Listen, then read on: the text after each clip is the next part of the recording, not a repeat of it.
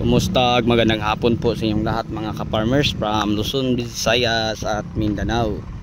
So ngayong hapon, ito po ang mga taniman po natin ng gulay.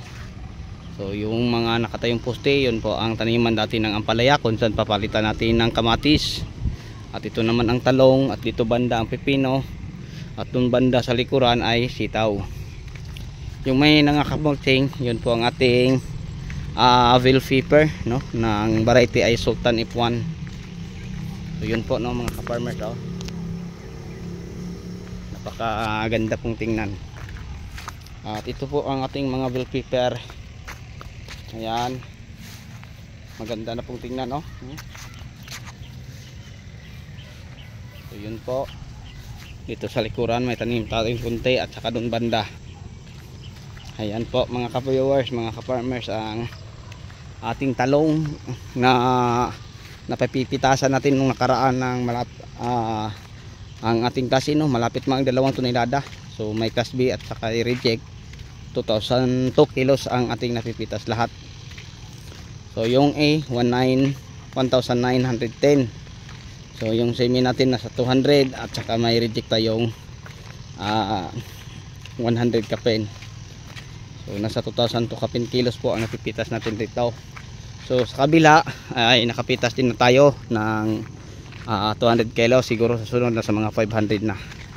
So yun po, no, mga ka-farmers, mga ka-viewers.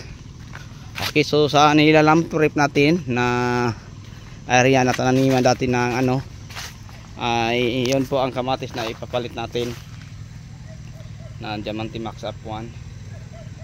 So maganda na pong tingnan mga ka-farmers, no, kasi malalaki na po sila, no. Yan, meron tayong nasa mga 5,000 kapuno lahat, hanggang 6,000 ito. So yun po ang ating itatanim doon, yung punda na ito.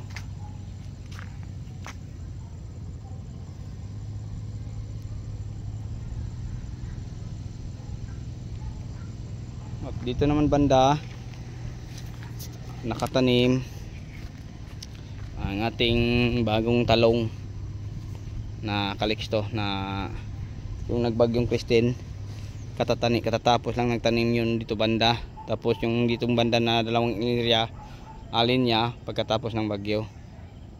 So ito po, no, mga ka-viewers, mga ka-farmers, ang update sa lahat kung mga pananim rito. So sa dulo doon po nakatanim ang ating kamatis. So sa inyong lahat mga ka-farmers, hanggang dito na lang. Maraming salamat po. God bless.